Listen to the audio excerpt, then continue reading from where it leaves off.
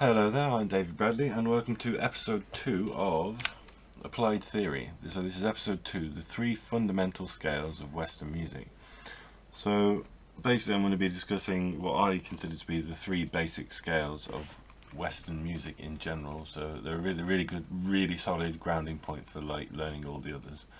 And those 3 scales are in fact the natural minor scale, the harmonic minor scale and the melodic minor scale. Now I have a board of about 20 different variations of all these scales, but these are the 3 fundamental building blocks on which all of the scales are kind of either variations or built on top of. Now there's other forms of scales called pentatonics, which are 5-note scales, but these are diatonic scales, so that basically means I think roughly translates as 7-note scales. But we're going to start with the natural minor scale, but before we do, we need to get into the basic groundworks of how do you form scales and what are the intervals that make up scales, and that will be explained later on in the video, and then formula, how to quickly learn scales using intervals, and then because this will become really relevant throughout the rest of the series, and then we're going to look at the scale formula and the intervals contained within these 3 scales. So before we move on, it's relevant and pertinent to say that this here, the natural minor scale, is actually, and I do have another video which I'll link in the description, about the modes, right? But the natural minor scale is technically a mode of the major scale. It's the 6th mode of the major scale. But my theory on this is that the natural minor scale, harmonic minor scale, and melodic minor scale are the 3 basic scales, because they are the fundamental variations used in all of classical music. Now the major scale could be considered to be as important or a replacement for the natural minor scale, but because they're all minor and all have just 1-note variations, I thought it was particularly relevant that we choose natural minor over harmonic minor, over the major scale. So we need to look at scale formation, and then in particular to figure out how to form scales we need to learn the intervals on our bass. And then moving on from that, the next section will look at how to use these formula to learn the scales quickly using said intervals. So the first point we need to look at, here we have scale formation and the intervals. So my crude drawings here should hopefully be adequate to describe what I'm trying to show you. So we've got a root note here. So these are just the boxes. These represent, so for example, we start here. That is E, that is A, that is D, that is G, so these are your 4 strings. And the root is basically the same note. Now you could also use the root to apply to the octave, although I'm making a distinction there between the root and the octave, because root is technically a unison note. So it's the same note there. So if this was where my cursor is, that is your F sharp, or the 2nd fret, and then we're doing them all in F sharp. So we've got the root there, which is the same note. Then we've got minor 2nd, which is 1 semitone up. Major 2nd, 2 semitones. Minor 3rd, 3 semitones. Major 3rd, 4 semitones. Perfect 5th, 5 semitones, I believe. Perfect 4th, 5 semitones. Tritone, or a sharp 4, all flat 5, because it can be used to represent both, will be 6 semitones. 7 semitones will be the perfect 5th, augmented 5th, or minor 6th. It's primarily a minor 6th in this case, but it can be used again like the tritone as a sharp 5 or flat 6. So that is 1, 2, 3, 4, 5, 6, 7, 8 semitones. We've got 9 is the major 6, 10 is the minor 7, 11 is the major 7, and 12 will be the octave, because there's 12 notes in a chromatic scale. So if you want to take your time to sort of pause the video and look at this, it'd be extremely useful to you. But I'm just going to show you on the bass a good exercise for memorizing. And all you do, so say we're in F sharp, like in the diagram up here. That's our F sharp. So you go root, minor 2nd, major 2nd, and you go through, play the interval, and name each one with each note you play. It's also a handy fingering exercise for getting your string skipping tight.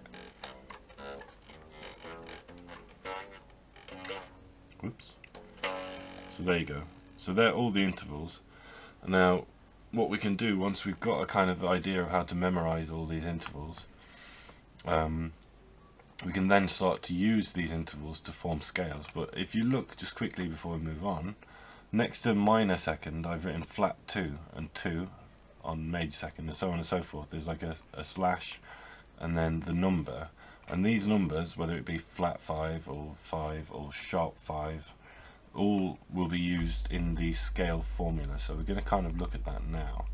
So this is an example of the C major scale, and I'm throwing this in primarily because it can be used as one of the main 3 scales. It's often considered to be one of the main 3 scales, but I personally don't, because it's a major scale rather than a minor scale.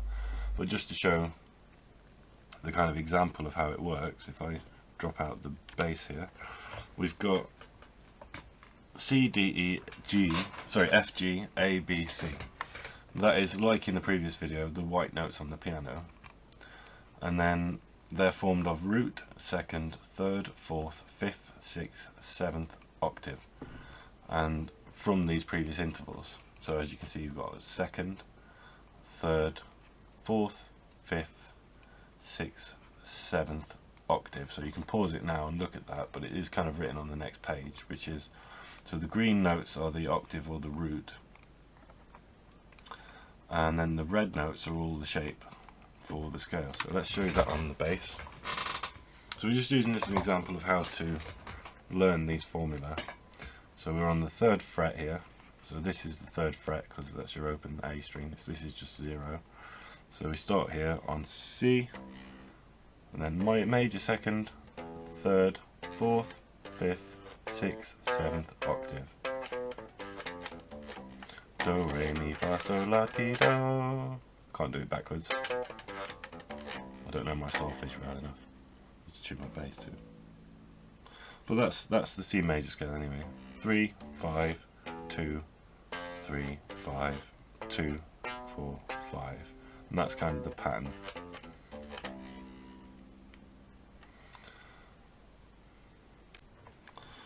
So I just want to point out quickly that with these notes and these intervals, if you start on the E string from any position, those intervals are the same. If you start on the A string, those intervals are still called the same thing. You can start on the D, but you'd have to move up the neck kind of incrementally across, horizontally down the neck to get the extra notes. But I just thought I'd point that out quickly before moving on. Flat 7th octave. And there's the grid that sort of shows you what that looks like. Let's grab the bass again. We're in C again, so we're looking at C, D, E flat, F, G, A flat, B flat, C. That's not, it wouldn't necessarily be toned that way, but because we're using flats in the formula, I'm saying them as flats. But so the pattern is C, D, E flat, F, G, A flat, B flat, C. So it's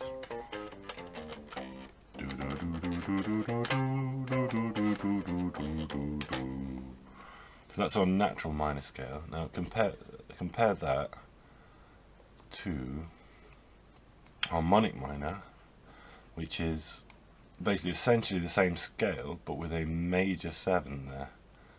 Oh, didn't mean to move that. But with the 7 as a major 7, so that would be C, D, E, F, G, A, B, C. It's got that. Oh, can't hear the bass for some reason. I'll plug it in for the next one.